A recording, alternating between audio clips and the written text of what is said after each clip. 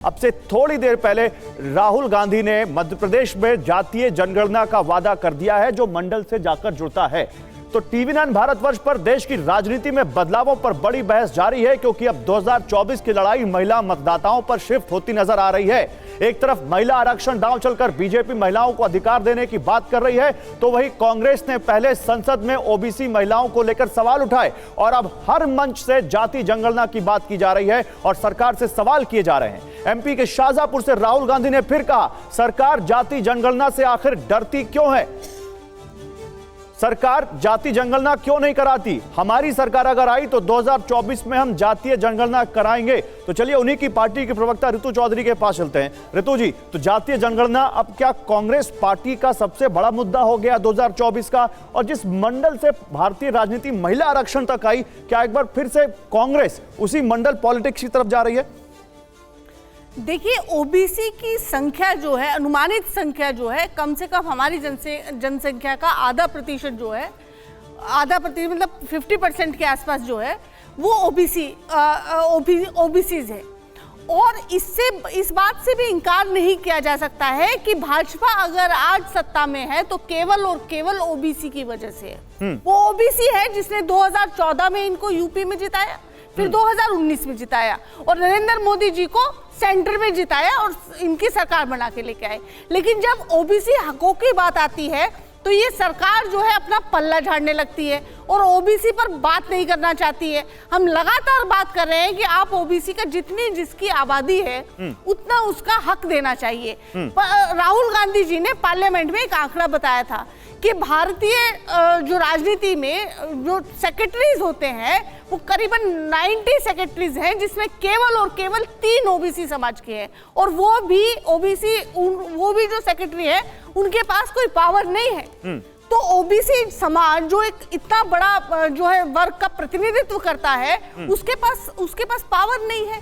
आप उसको पावर नहीं देना चाहते हो, केवल और केवल उसको इस्तेमाल करना चाहते हो राजनीति के लिए। ये भाजपा की नीयत है। और रही महिला आरक्षण की बात, तो महिला आरक्षण भी आज जितनी भी मेरी बहनें बैठी हैं उनके सामने मैं ये बताना चाहती हूँ कि महिला आरक्षण अगर भाजपा की नीयत साफ हो तो आज ही। देखिए, मैं आपसे क्या पूछ रहा हूं, मैं चारू प्रज्ञा के पास जा रहा हूं। रितु चौधरी नहीं, आपने बात पूरी करिएगा, लेकिन समय तो कम है मैम, सबसे बात करनी है। मेरी बात सुन लीजिए, मेरा सवाल बात पूरी करने दीजिए। मेरा सवाल सुनिए, आप ही से सवाल है। आप जनता के सामने बताना नहीं देना चाहते हो। आप ही से सवाल है मैडम, आप ही बोलेंगी।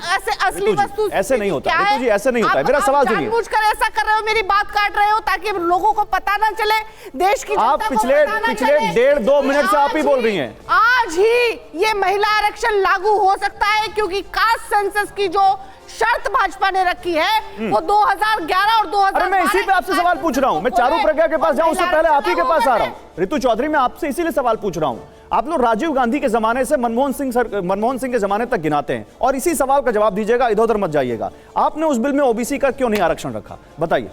देखिए, शायद आपको जानकारी नहीं है इस बात की कि राहुल गांधी जी ने अपने बयान में हालिया में ही ये बात बोली कि जो काम हमने नहीं किया उसका हमें पछतावा है, रिग्रेट है। अच्छा। लेकिन अब हम करना चाहते हैं। और रही बात मंडल कमीशन की, जब मंडल कमीशन आया उसके बाद सबसे ज्यादा विरोध करने वाले कौन थे? वो भाजपा ही थे। वो लेके निकल गए थे। ओके, ठीक है, आप जवाब ले लेते हैं। ऐसे मत कीजिए मैम, जल्दी अपनी बात पूरी कीजिए। 3.5 मिनट से ऊपर हो गया मैम, आप ही बोल रही हैं। जब मंडल कमीशन आया तो ये रथ लेकर निकल गए थे, कमंडल लेकर निकल गए थे। इन्होंने अपना समर्थन वापस ले लिया था और सरकार गिरा दी थी ओबीसी के विरोध में और पूरे देश में हजार लोगों की मौतें हुई थी इनके टोयोटा रथ की वजह से। ये इस बात का जिक्र नहीं करते। ठीक, ओके, मरने वाले कोई और ओके। चारू तो राहुल गांधी को पछतावा है। ओके, राहुल गांधी को पछतावा है। वो कह रहे हैं कि हमें ये पहले कर देना चाहिए था। वो 2024 में जातीय जनगणना का अब वादा भी कर रहे हैं। तो बीजेपी अब क्या इसके लेकर चिंता है बीजेपी को कि कहीं बीजेपी के खिलाफ ना चला जाए? तो गौरव जी, आपके प्रश्न का जवाब मैं 3 हिस्सों में दूंगी। कृपया करके मुझे ये तीनों बातें बोलने दीजिएगा, बहुत महत्वपूर्ण है। राहुल जी के अंदर जो राजनीतिक बचपना है, मैं आपको उसकी थोड़ी इन्फॉर्मेशन देना चाहती हूं। एतराज है इस तरह की लैंग्वेज बिल्कुल भी इस्तेमाल नहीं करनी। जो मैच्योरिटी है, मैं उनकी मैच्योरिटी डिस्कस करना चाहती हूं। बोलूंगी कि प्रधानमंत्री जी जो है बिल्कुल नहीं, किसी पर आपत्तिजनक बातें मत करिए, ठीक है? पर्सनल टारगेट मत कीजिए, चारू बोलिए। इस तरह की बात कर रहे हैं। ये इस तरह की लैंग्वेज मैं बिल्कुल बर्दाश्त नहीं करूंगी, इनको माफी मांगनी पड़ेगी। ऋतु जी, नहीं नहीं नहीं नहीं एक मिनट, आप उनको बोलने दीजिए, वो नहीं बोलेंगे, नहीं गौरव बोलेंगे, जी इनको माफी मांगनी पड़ेगी, नहीं बोलेंगे आगे। नहीं गौरव जी। और मैं आपको रीजन भी बता मैडम, माफी से ज्यादा महिलाओं की स्थिति पर बात कर रहे हैं तो ज्यादा फ्रूटफुल होगा। महिलाओं की स्थिति पर बात कर रहे हैं, बिल्कुल एक मिनट, माफी मैम, ऐसे शब्दों का इस्तेमाल बहुत सारे, आप किसी की छवि खराब नहीं कर सकते। ठीक है, ओके, आपने अपनी बात रख दी, अब उनको बोलने तो दीजिए। बड़पना भी बोल सकते हैं। ऋतु चौधरी, आपने अपनी बात रख दी, उनको बोलने तो दीजिए। ऐसे डिबेट तो इसी आपस में चली जाएगी मैम, प्लीज मेरी रिक्वेस्ट है, आपस में तू मैं ना करके फ्रूटफुल डिस्कशन करते हैं। मैं आपके ऐतराज का सम्मान है, आपके ऐतराज का सम्मान है, आपने आपत्ति जताई, वो रजिस्टर हुई, अब वो बोलेंगी, वो बोलेंगी ना, मैं उनके पास जा रहा हूँ। चारू बोलिए। शब्द जब वापस लिए जाते हैं आपने कुछ ना कहा हो, आपने भी तो प्रधानमंत्री जी के लिए नहीं बोले प्लीज, चारू जल्दी। अच्छा ठीक है, अब ऋतु जी को मैच्योरिटी में भी आपत्ति है, लेकिन मैं आपको फैक्ट्स बताना चाह रही हूँ। अब राहुल जी को थोड़ा रिसर्च करना चाहिए, उनकी टीम को थोड़ा रिसर्च करना चाहिए। वो कहते हैं केवल 3 सेक्रेटरी ओबीसी समाज से आते हैं, तो इसमें मैं इनको 2 इंफॉर्मेशन देना चाहती हूँ। पहली बात तो ओबीसी आरक्षण 92 में आया था सर, 92 से पहले ओबीसी सारे जनरल कैटेगरी के अफसर हुआ करते थे। आप जाकर पहले चेक कर लीजिए, पढ़िए और उसके बाद ही आंकड़े दीजिए। जनता बहुत समझदार है। दूसरी आप बीच में नहीं बोलते, एक मिनट, ऋतु जी बीच में नहीं बोलते, वो आपके बीच में नहीं बोल रही थी, बोलने दीजिए किसी के बीच में गौरव जी। और देखिए, अगर पूरी कीजिए, जल्दी बात पूरी कीजिए, और भी महिलाएं तो शिष्टाचार से एक डिबेट होना चाहिए। दूसरी बात, एक आंकड़ा मैं और बताती हूँ जो हमारे संसद में दिया गया है। जो ओबीसी समाज के लोग परीक्षा लिखते हैं अफसर बनने की, उनके लिए ज्यादा उम्र अलाउड होती है। तो एक सेक्रेटरी बनने तक कम से कम 30 साल का सफर होता है, कई बार उससे पहले वो रिटायर हो जाते हैं। ये सिंपल मैथमेटिकल बात है। अच्छा, आज ओबीसी की चिंता करने वाली पार्टी को, राहुल जी को अपनी मम्मी जी की बात याद नहीं रही।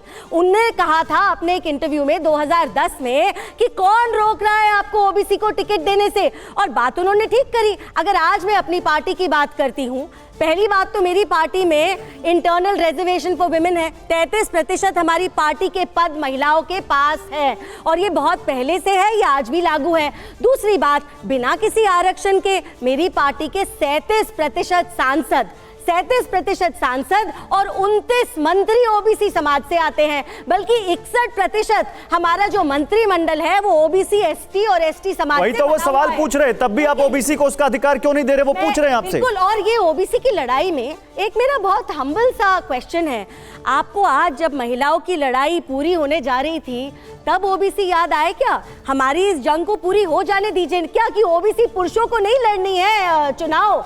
क्या ओबीसी पुरुषों को के हक के लिए आपको नहीं लड़ना है? आज जब 30 साल के बाद महिलाओं को उनकी जगह मिल रही है, आप एक नया आंकड़ा लेकर आते हैं और कहते हैं कि ये ठीक ही नहीं है, ये सिस्टम ही ठीक नहीं। अच्छा, ये वो लोग हैं, राजीव गांधी जी ने चिल्ला चिल्ला के संसद में अपोज किया था मंडल कमीशन को। ठीक है,